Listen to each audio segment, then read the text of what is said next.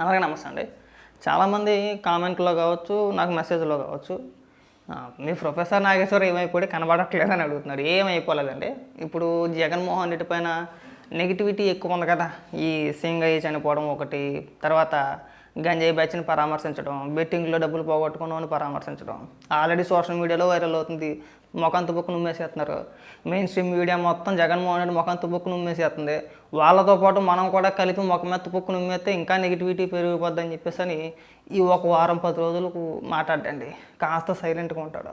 ఇప్పుడు ఏమని మాట్లాడతాడంటే తన ఛానల్లోనే ప్రొఫెసర్ నాగేశ్వర్ ఛానల్లో ఏమని పెట్టాడంటే ఇరాన్కు రష్యా ఎందుకు సహాయం చేయడం లేదు, పుతిన్ ఏమన్నారో దానిపైన విశ్లేషణ. అర్థమైందా?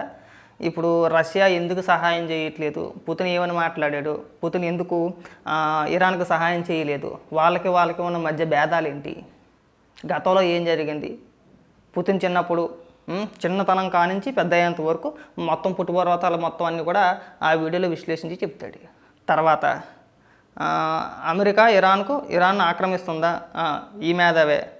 తర్వాత అమెరికా ఇరాన్ యుద్ధం, పాకిస్తాన్ ఎక్కడుంది, ఇరాన్పై దాడి, ట్రంప్ లక్ష్యాలను సాధించారా, ఇరాన్పై దాడి చేయడానికి అమెరికా భారత గగనతలానికి ఉపయోగించుకుందా, ఇవన్నీ ఇరాన్కి సంబంధించిందా, యుద్ధానికి సంబంధించిందే. దాదాపు ఒక 5 రోజులు బట్టి రాష్ట్ర రాజకీయాల గురించి ఎక్కడ చర్చించట్లా.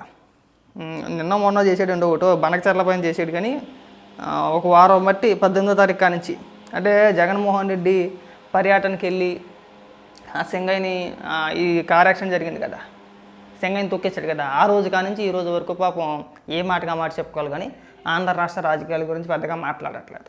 మాట్లాడకపోవడం కూడా మంచిదే. అందులో ప్రొఫెసర్ నాగేశ్వర్ని ట్రోల్ చేయాల్సిన అవసరం ఏమీ లేదు. వస్తాడు మళ్ళీ. ఎప్పుడు ఏదైనా చంద్రబాబు నాయుడు గారి పైన నెగిటివ్గా ఏదైనా ఒక ఇష్యూ వచ్చింది అనుకోండి, అప్పుడు వచ్చి మనోడు ఎత్తుకుంటాడు అన్నమాట. అప్పుడు మాట్లాడతాడు. అప్పుడు మన మేధావుతనం అంతా ఆ వీడియోలో చూపించేస్తాడండి. మామూలు మేధావుతనం కాదు, మేధావులు అంతే. ఏమంటే ఒక వ్యక్తి చనిపోయాడు, మాట్లాడితే ఎగేసుకుని వచ్చి గొర్రెలు దించేసుకుంటాం మనం. ఇక్కడ ఎంతమంది మాట్లాడుతున్నారు, ఎంతమంది ముఖం మీద జగన్మోహన్ రెడ్డి ముఖం మీద తుప్పుకుని ఉమ్మేస్తున్నారు. మాట్లాడడానికి ఏమైందయ్యా నాగేశ్వర్ గారు? పైగా మాలాంటి వాళ్ళు ఏమన్నా మాట్లాడుతూ మళ్ళీ ఎడుతావు కదా. ఆ రాష్ట్ర రాజకీయాల గురించి మాట్లాడతాం కదా, మనకు ఆ హక్కు ఉంది కదా, ఎందుకు మాట్లాడకూడదా అంటావు? మాట్లాడు. అందరూ మాట్లాడుతున్నారండి, మీరు కూడా మాట్లాడచ్చు బ్రహ్మాండంగా. అంటే ఎక్కువ నెగిటివిటీ అవుతానా? జగన్మోహన్ రెడ్డి మళ్ళీ డ్యామేజ్ ఎక్కువైతే నెక్స్ట్ టైం మళ్ళీ అధికారంలోకి రాడేమని భయం. ఇప్పుడు ఎలాగా రాలే, పక్కన పెట్టేసి అది కనీసం మాట్లాడడానికి ఎందుకు భయం అంటున్నా? ఏదైనా ఒక ఇష్యూ వచ్చినప్పుడు మాట్లాడాలి కదండి. మాట్లాడకపోతే ఎలాగా? మాట్లాడితేనే కదా మనం మేధావులమి. ఆల్రెడీ మన మేధావులు అని చెప్పేసి మనం స్వయం ప్రకటించేసుకున్నాం కదా, స్వయం ప్రకటిత మేధావులు. ఆ మేధావుల వల్ల ఉపయోగం ఏంటంటే ఎవరికి ఉపయోగం ఏముండదు, వాళ్ళకి తప్పితే. ఆ ఊరికే ఏదో ఒక స్టూడియోలో కూర్చోవాలా, వెనకది ముందు వెనకది. ఏదైనా ఒక అంశం పైన విశ్లేషణ చేయాలంటే మళ్ళీ అందులో మన సొంత డబ్బా. నన్ను వాళ్ళు ట్రోల్ చేశారు, నన్ను వీళ్ళు ట్రోల్ చేశారు, నన్ను అందుకు అలా అన్నారు, నన్ను ఇందుకు అంటారండి. మనకేనా హక్కు, వాళ్ళకు ఉండదా? మాట్లాడే వాళ్ళకు ఉండదా? అంటే నీ ఇష్టానుసారంగా నువ్వు మాట్లాడితే నీకు తిరిగి ఎవడో కౌంటర్ చేయకూడదా? నువ్వైనా డిక్టేటర్వా? నువ్వైనా పెద్ద మేధావి అనుకుంటున్నావు వరకొని. మళ్ళీ అలాగంటే ఎడుతావు, ఏమన్నా అంటే ఎడుతావు. అడుగుతున్నారుగా, నేనేం అడగట్లా, నేను నీ గురించి మాట్లాడకూడదని అనుకున్నా. కానీ ఎక్కువ మంది అడుగుతున్నారు కాబట్టి ఏదో ఒక చిన్న వీడియో చేద్దాం. అసలు ఉన్నారా? రాష్ట్ర రాజకీయాల గురించి ఎందుకు పట్టించుకోవట్లేదు? ఎంత పెద్ద ఇష్యూ నడుస్తుంది, ఎందుకు మాట్లాడట్లేదు? కనీసం దానికన్నా సమాధానం ఉండాలిగా, మాట్లాడాలిగా. మాట్లాడకపోవడం ఆయన ఇష్టం. కానీ ఇలాంటి సందర్భాల్లో మాట్లాడకపోతే ఏమనిపిస్తుంది అంటే వైసీపీకి అమ్ముడిపోయాడేమో అనిపిస్తుంది. అమ్ముడిపోయామని చెప్పి నేను అనగానే అనిపిస్తుంది ఖచ్చితంగా.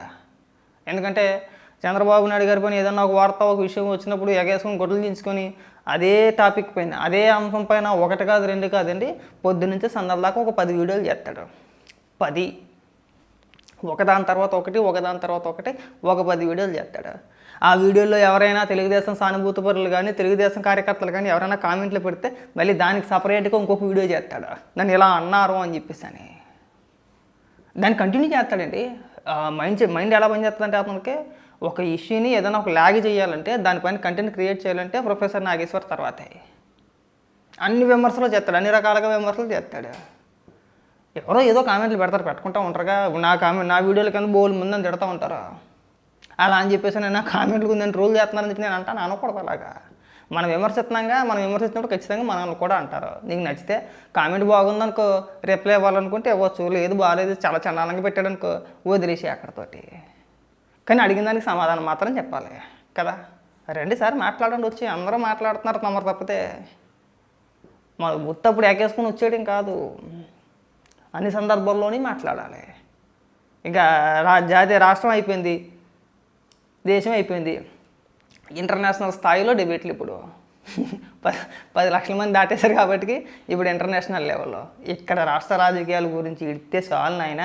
పుతిన్ ఏమన్నాడో, ట్రంప్ ఏమన్నాడో, ఇరాన్ ఏమంది, ఇరాక్ ఏమంది, అక్కడ ప్రజలు ఏమనుకుంటున్నారని చెప్పేసి నువ్వు ఇక్కడ కూర్చొని మాట్లాడుతూ ఉంటే నిజంగా నవ్వుతుంది. అర్థమైందా? ఇకనైనా కాస్త సిగ్గుపడి ఇలాంటి అంశాలపైన ఏదైనా ఒక మేజర్ ఇష్యూ వచ్చినప్పుడు స్పందించాలి కదా, మాట్లాడాలి కదా మనం. ఓహో జగన్మోహన్ రెడ్డికి మళ్ళీ ఏదైనా పనికొచ్చే అంశం ఉంటే కనుక దాని భుజాల మీద వేసేసుకుంటారమ్మా మీరు. ఏమన్నా నాగేశ్వరి గారు అంతేనా? మీరు ఒక మేధావి, మా సాయన్న ఒక మేధావి, తర్వాత ఇంకో 2-3 ఉన్నారు, వాళ్ళు ఒక మేధావులు. మాకు మేధావులకు ఒక కొత్త ఏం లేదు, మా తెలకపల్లి ఒక మేధావి. మొన్న ఒక వీడియో చేసుకొచ్చాడండి, బ్రహ్మాండమైన వీడియో, మా తెలకపల్లి రవి చాలా బాగా చెప్పుకొచ్చాడు. అందులో పవన్ కళ్యాణ్ గారికి ప్రాధాన్యత తగ్గింది, కూటమి ప్రభుత్వం పవన్ కళ్యాణ్ గారిని పట్టించుకోవట్లేదని మాట్లాడతాడు.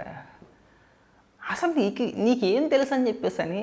ఇప్పుడు నువ్వేనా కూటమిలో ఒక నాయకుడు అంటే కాదు, పోనీ జనసేన పార్టీకి సంబంధించిన నాయకుడు అంటే కాదు, తెలుగుదేశం పార్టీకి సంబంధించిన నాయకుడు అంటే కాదు, పోనీ పవన్ కళ్యాణ్ గారు కూడానో చంద్రబాబు నాయుడు గారు కూడానో తిరుగుతావు అంటే అది కూడా కాదు, పోనీ కార్యకర్త అంటే అది కూడా కాదే, విశ్లేషకుడివి. ఎవరు చెప్పారా నీకంటే దానికి ఆన్సర్ ఉండదు. ఊరికే మాట్లాడాలి కాబట్టి ఏదో ఒక మాట్లాడాలి అంతే తప్పితే అర్థం ఉంటుందా మీ విశ్లేషణకి? నిన్న పవన్ కళ్యాణ్ గారు చాలా స్పష్టంగా చెప్పుకొచ్చారు. ఒక 15-20 ఏళ్ల పాటు మేము కలిసే ఉంటాం, పొత్తులైనా ఉంటాం, మమ్మల్ని ఎవడో విడదీయలేడు, రాష్ట్రాన్ని అభివృద్ధి పదవిలో నడిపించాలని చెప్పేసి అని అనుకుంటున్నామని చెప్పేసి అని చాలా స్పష్టంగా ఆయన చెప్పుకొచ్చాడు. బాగా మాట్లాడాడు ఆయన. మరి ఇప్పుడు ఏమంటారు? మనం చేసిన విశ్లేషణకు సమాధానాలు ఉంటాయా? ఉండవు. మా సాయాన్ని గురించి ప్రత్యేకంగా చెప్పుకోవసరం లేదు. ఏది మాట్లాడినా నిమిషం 2 నిమిషాలు. అంటే అది విశ్లేషణ అనే కాదు, వార్తను చదవటం అని కూడా కాదు, అదొక రకమైన విచిత్రమైన కంటెంట్. అది వార్తలు చదువుతున్నాడు అని అనలేము, న్యూస్ రీడర్ అని చెప్పని అనలేము, విశ్లేషణ అని అంతకన్నా అన్నాం మనం. అది విశ్లేషణ కూడా కాదు. జస్ట్ ఒక వాట్సాప్ ఓపెన్ చేసుకుని ఆ వాట్సాప్లో ఏ మెసేజ్ వచ్చిందో చూసి అందులో వచ్చినట్టుగా చదివి వినిపించేస్తాడు అక్కడ. అయిపోయింది. అది వాస్తవమా కాదా, అసలు మనం ఎందుకు వీడియో చేసాము ఏంటి అనేది కూడా తెలియదు. జగన్మోహన్ రెడ్డి పైన ఏగ వాలకూడదండి. వీళ్ళందరికీ కూడా, మేధావులందరికీ కూడా జగన్మోహన్ రెడ్డి పైన ఏగ వాలకూడదు. చంద్రబాబు నాయుడు గారి గురించి మాట్లాడమంటే వెనక ముందు ఆలోచించుకుంటే అవసరమైతే 1 రోజు 2 రోజులు అనమన్నా మానేసి అలా కెమెరా ఆన్ చేసి వదిలి చంద్రబాబు నాయుడు గారిని ఇష్టం వచ్చినట్టు విమర్శించండి అంటే ఒక్కొక్కడో భోజనానికి కూడా లేగడు. అలా కూర్చున్నవాడు కూర్చున్నట్టే ఇంకా అలా మాట్లాడుతూనే ఉంటారు. మనం చిప్పులు మార్చుకోవడమే, చిప్పులు బ్యాటరీలు మార్చుకుంటే సరిపోయా, అయిపోయింది అంతే. అలా పులోమని మాట్లాడుతూనే ఉంటారు. ఇలాంటి సమయంలో ఒక్కడు నోరు మెదపలేరు, మాట్లాడలేరు. ఎందుకంటే ఎక్కువగా డ్యామేజ్ జరుగుతుంది కాబట్టి. జగన్మోహన్ ఇంకాస్త ప్రజల్లోకి వెళ్ళిపోద్దేమో, మనకి మళ్ళీ పేమెంట్ రాదేమో అని భయం ఒకటికి, మళ్ళీ వైసీపీ కార్యకర్తలు మనం తిడతారేమో అని అదొక భయం. ఇన్ని భయాల మధ్య ఎంతమంది మేధావులు మనల్ని పొద్దున్న ఎత్తి మన పైన ఏదో ఒక అంశం పైన మన పైన రుద్దేస్తూ ఉంటారు కదా. మేము మేధావులు తగలట పనికిరాని అంశాలపైన మాట్లాడి పనికొచ్చే అంశాల గురించి పక్కన పెట్టేస్తే మీరు ఒక మేధావులా? ఇంకా చాలామంది ఉన్నారు. మా హర్ష కుమార్ గారు అయితే పాపం ఆయన డబ్బులు దనుకునే పనిలో ఉన్నారులే. ఇప్పుడు ఆయనకి అర్జెంటుగా ఒక 10 లక్షల రూపాయలు కావాలంట. ఆ 10 లక్షల రూపాయలు ఆయనకి ఒక QR కోడ్ ఒకటి పెట్టాడు. అది స్కాన్ చేసి మనిషికి ఒక 10 రూపాయలు పంపించేస్తే ఒక 5 లక్షల రూపాయలు పోగైతే కనుక ఆ 5 లక్షలు తీసుకెళ్ళి హైకోర్టులో కట్టేస్తాడంట. వాళ్ళదొక బాధ, వాళ్ళదొక విచిత్రమైన బాధ. పాస్టర్ ప్రవీణ్ బాగడాల చనిపోయినప్పుడు పెద్ద ఇష్యూ చేసుకొచ్చారు. ప్రతి ఒక్కరు రోడ్డు ఎక్కి గుడ్లు తీసేసుకున్నారు. మేము ఎర్ర తీసేస్తాం, మేము పొడిసేస్తాం, ఒక్కొక్కరిని తొక్క తీసేస్తాం అన్నారు. ఇవాళ సింగయ్య కూడా దళితుడే. మరి ఇతని గురించి ఎందుకు మాట్లాడరంటే ఇతని గురించి మాట్లాడడం ఎందుకంటే ఆయనకి పేరు పలుకుబడి లేదు, ఒక సాధారణ కార్యకర్త. అతని గురించి మాట్లాడితే మనకేం ఉపయోగం ఉండదు. అదే పాస్టర్ ప్రవీణ్ బాగడాల అయితే కనుక అతను అడ్డం పెట్టుకుని ఈజీగా సంపాదించుకొచ్చే అనే మేధావులు కొంతమంది ఉన్నారు, చాలామంది ఉన్నారు. ఈ మేధావుల లిస్టులో చూసుకుంటే అబ్బో కులం పేరుతోని, మతం పేరుతోని రాష్ట్ర రాజకీయాలు అంటే బోలు మంది మేధావులు ఉన్నారు. కానీ ఒక్కడో కూడా సమయం వచ్చినప్పుడు ఎవడ పక్షాన నిలబడ్డండి. ఏదో ఊరికే విమర్శ చేయాలి కాబట్టి ఏదో చేయడం తప్పితే అసలు మీకు విలువలు ఇలాంటివి ఏమైనా ఉన్నాయా అసలు? నాకు వర్ష కుమార్ గారిని చూస్తూ ఉంటే ఒక్కోసారి అది అనిపిస్తూ ఉంటుంది. అని మాటలు చెప్పుకొచ్చాడు, నేను ఎరగ తీసేస్తాను, పొడి చేస్తాను, నేను సింగిల్ సింహం, నేను ఒక్కనే పోరాటం చేస్తాను అన్నాడు.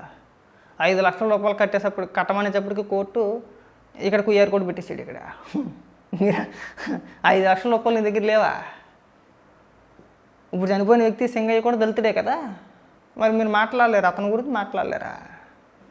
సపరేట్గా వీడియో చేద్దాం అనుకున్నా మీ గురించి, కానీ టైం బొక్క. మీ గురించి మళ్ళీ 10 నిమిషాలు 8 నిమిషాలు మాట్లాడి అవన్నీ వివరించుకుంటూ రావడం టైం బొక్క. ఎలాగ ప్రొఫెసర్ నాగేశ్వర్ పుణ్యమా అంటూ ఇదే వీడియోలో మిమ్మల్ని కూడా కవర్ చేసాను. కానివ్వండి అలాగా.